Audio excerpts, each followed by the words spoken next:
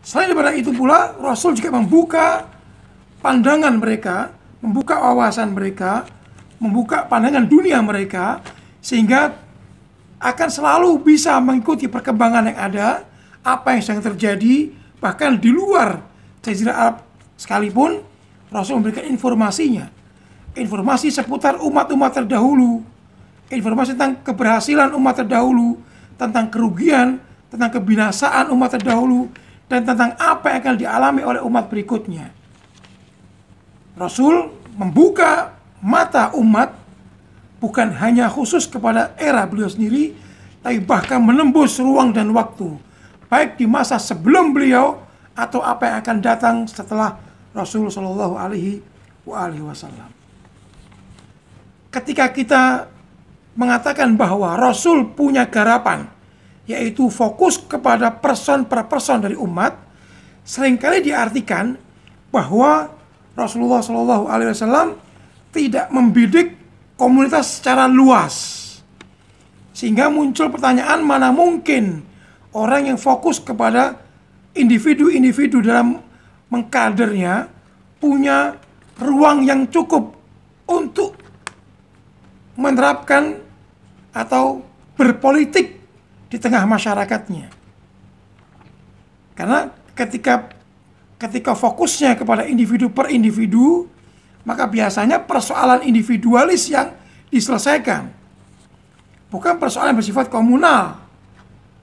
Ketika individual biasanya tidak ada kaitan dengan komunal. Tidaklah demikian. Individu beliau ajari, juga mereka sebagai komunitas pun juga disasar oleh dakwahnya Rasul Shallallahu Alaihi Wasallam. Dalam hal ini kaitannya dengan masalah mengatur pemerintahan, menjaga masyarakat Islam, masyarakat Muslim, memperluas atau menyebarluaskan ajaran Islam hingga ke berbagai pelosok Jazirah Arabia. Kemudian membuka peluang pula bagi orang-orang yang di luar Jazirah Arabia untuk memahami agama Islam. Itu merupakan kerja keras Rasul Shallallahu Alaihi Wasallam. Selain beliau juga memberikan fokus perhatiannya kepada setiap individu dari orang yang ada di sekitar Rasulullah Shallallahu Alaihi Wasallam. Intinya adalah bahwa beliau tidak diutus untuk satu atau dua manusia saja. Beliau diutus untuk semua kalangan manusia. Kalau sekiranya yang pertama menerima beliau adalah individu-individu, maka mereka akan mendapatkan apa yang semestinya mereka dapatkan.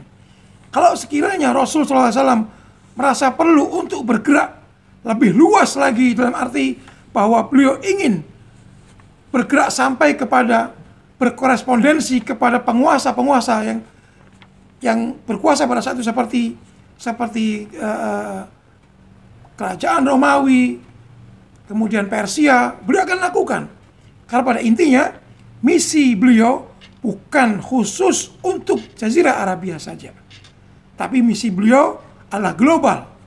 Baik yang langsung berpapasan dengan beliau, yang dapat bersua dengan beliau, bisa langsung beradu argumen dengan beliau, maupun mereka yang jauh dari Rasulullah Shallallahu Alaihi Wasallam.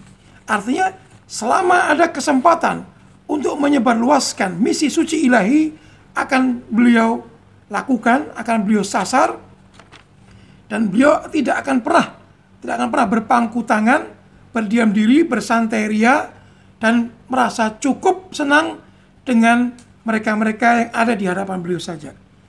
Intinya beliau ingin semua umat manusia di muka bumi Allah ini mendapatkan petunjuk, mengenal apa yang harusnya mereka ketahui, mengenal sumber asli mereka yaitu Allah Subhanahu wa taala, mengetahui filosofi serta hikmah di balik diciptakannya mereka, hikmah diutusnya para juru bicara ilahi disampaikan dengan sangat sempurna, sehingga manusia bisa berjalan di muka bumi Allah ini sesuai dengan harapan Allah Subhanahu wa taala menciptakan mereka.